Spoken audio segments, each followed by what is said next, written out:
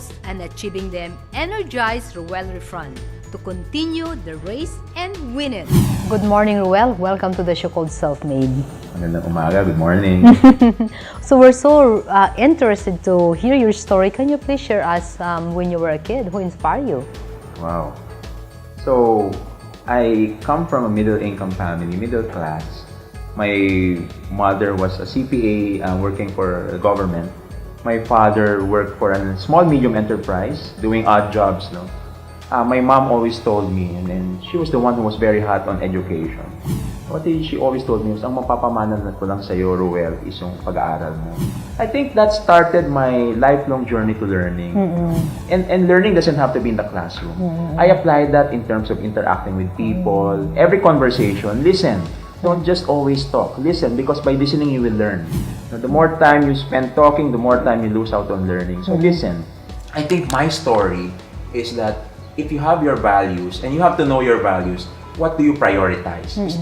For the kids nowadays, you have all options. You have to prioritize because you only have 24 hours in a day, 7 days a week. You cannot be multitasking all the time. So, but easier said than done. So prioritize because every step you make has to bring you closer to your goals. My goal setting naman I developed because I was doing sports 14, 15 years ago. I was a professional bodybuilder. So when I compete in the bodybuilding stage, my goal is how should I look on that day?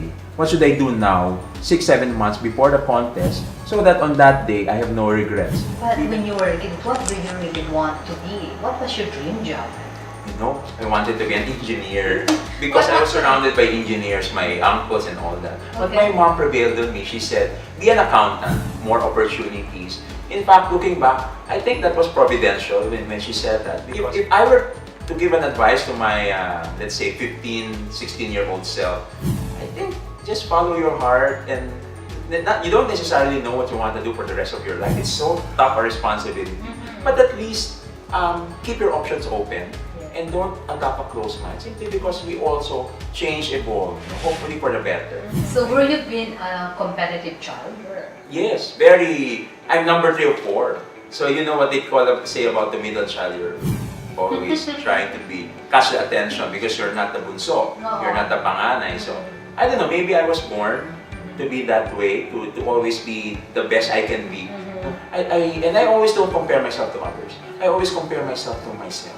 Kasi I realized early on they're better, they have more resources. But ako, I can make use of the tools God gave me and hopefully become a better person. Wow, that's so good. So what was the biggest challenges you encountered so far?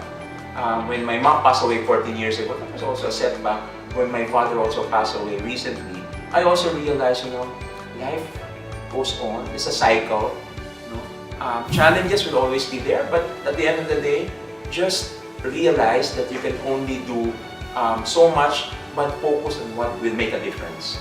Make a difference. Kasi sayang, when you pass this world, wala ka man lang difference, wala ka man lang ibigay sa mga nakapaligid sa'yo na nagmamahal sa'yo. I think making a difference is a very good life objective for everyone. So what is success to you? Success to me is having a family, my kids having the values that I was given by my parents and that I pass it on to them. Hopefully the good things. That to me is success.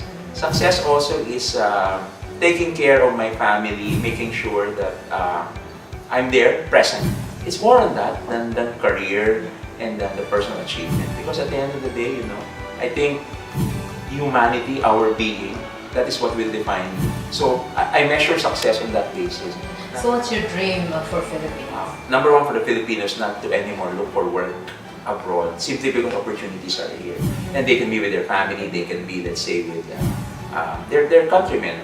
And every time I go out, when I speak, when I make a presentation, I always hope the Philippines can also be as developed, let's say, as Singapore, as developed as maybe Hong Kong, not just in terms of the infrastructure or the development, but I think the mindset. We have to dream big because we can. Because the Filipinos are very smart, are very resilient, very friendly. We all have all the ingredients, except that sometimes we look down on ourselves.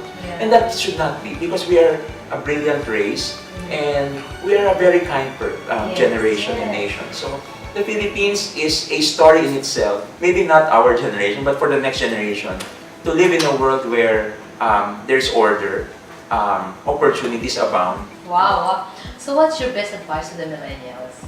You know, there's value in hard work. I think what I've seen is information is very easily obtained, but value in hard work, there are a lot of things.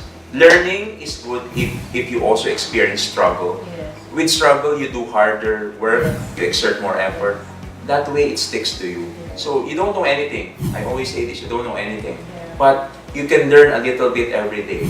Sometimes because information is there, people say, I know everything. No.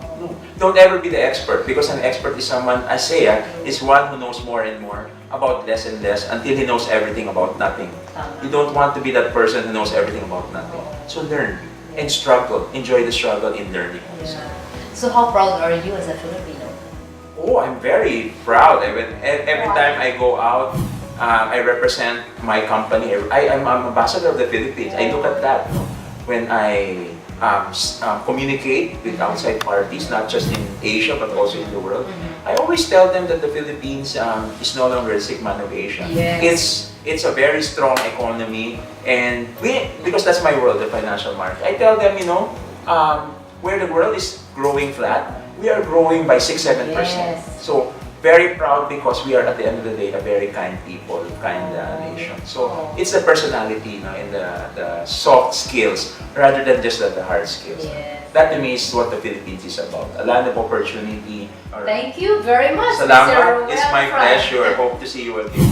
Every success has its struggles. Every dream has its trials and tests. Listen to their stories, because if they did it, you can also be called self-made.